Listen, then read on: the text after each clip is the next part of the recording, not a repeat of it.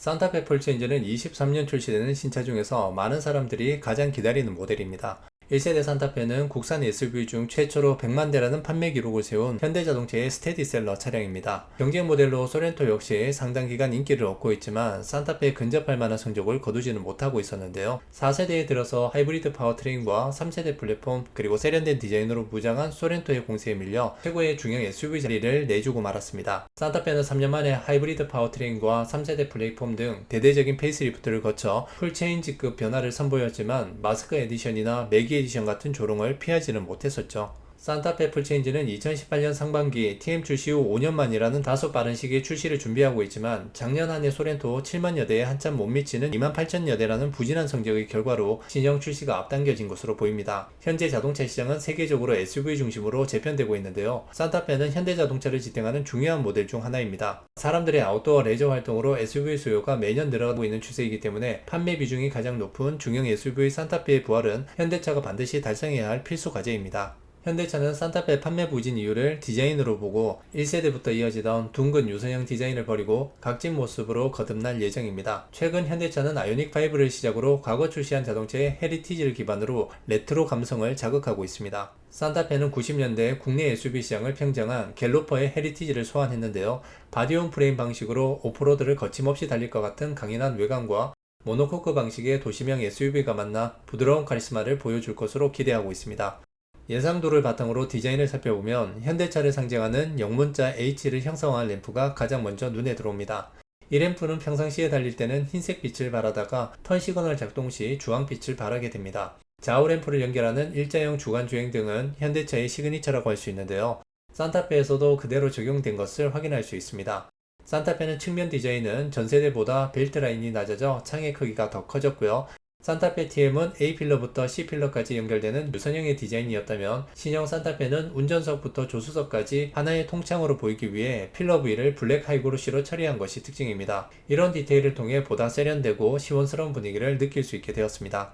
오프로드 디자인을 강조한 것은 각진 디자인만은 아닌데요. 전세대 산타페뿐만 아니라 도시명 SUV들은 클래딩을 바디컬러와 일치시켜 통일감을 줬지만 신형 산타페는 휠아치를 감싸는 클래딩을 각지고 또 두텁게 적용해 오프로드에 적합한 디자인을 연출했습니다. 후면 디자인은 비교적 여백의 느낌을 강하게 느낄 수 있는 모습인 것 같은데요. 직사각형의 테일램프를 하단에 배치한 것이 원인으로 보입니다.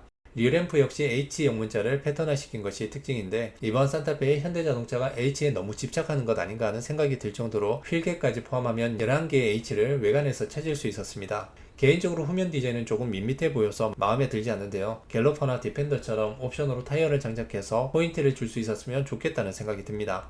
외관의 새로워진 분위기를 고스란히 실내로 이어졌습니다.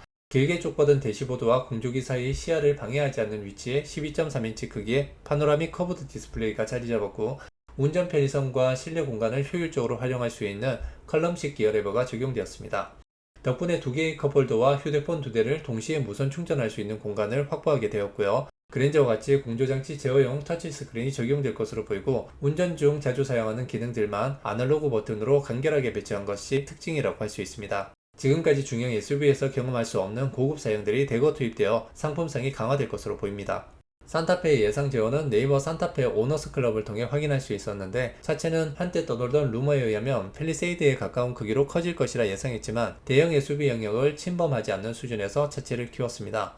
전장은 4830으로 30mm 더 길어졌고 실내 공간을 좌우하는 휠베이스는 2815mm로 50mm 더 커졌습니다. 전폭과 전고는 기존 모델과 동일합니다. 소렌토와 비교했을 때는 전장 20mm, 전고 15mm 더 높고 휠베이스와 전폭은 동일합니다. 산타페는 5인승, 6인승, 7인승 선택 가능하며 전작보다 더 여유로운 차체 크기로 3열 거주성이 개선될 것으로 예상되고요. 어린이뿐만 아니라 성인 남성도 짧은 거리를 이동하는데 큰 무리가 없을 것으로 보입니다.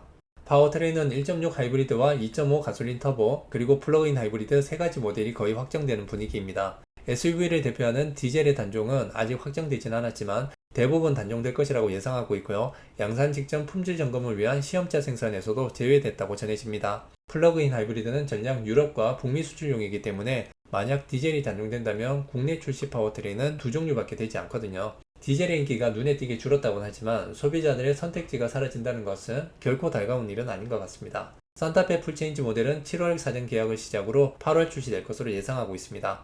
신형 산타페 예상 가격은 많은 분들은 최소 300만원 이상 상승할 것으로 예상하지만 소렌토 페이스리프트 출시를 앞두고 있는 데다 최근 신차 취소 대란이 있었기 때문에 저는 기본 트림에서 200만원 정도 상승을 예상해 봅니다. 오늘 영상은 여기서 마치도록 하겠습니다. 장기 렌트카 견적이 필요하시다면 아래 더보기에 있는 카카오 링크를 통해 연락 주십시오. 감사합니다. 김 차장이었습니다.